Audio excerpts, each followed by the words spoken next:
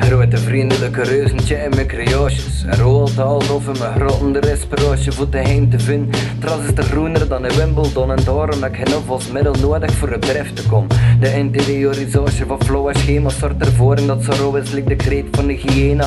Alpha, al dat ik hier zeggen is omega. Ik heb mijn bordjes gewoon gevaagd met de mentale verleden en ik zijn kloor of diner. Voor er mijn tanden te zetten, er is verpleeg ik er verband te leggen. Al ligamenten aan de fragmenten dan me bezig grond. Mijn band sterren met de regels in mijn boek van West-Vlaanderen tot Antwerpen. Het is fictief, barrières, barricades, dus verschillende vleugels zijn vastgegooid in de volière van façades. Maar chill, want op de autostrades in de zorg en snelweg op westen ook al mijn roden coverhasje. We moeten connecteren met de meisjes en vrede bij hun creëren in plekken van zitten wijzen.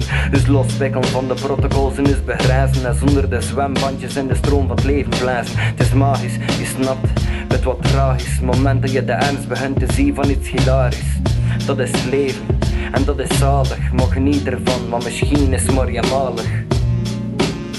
Hey yo, happy birthday to Marcel van Andel, one of my fans. I appreciate that shit. 47 years old and still representing that real hip hop.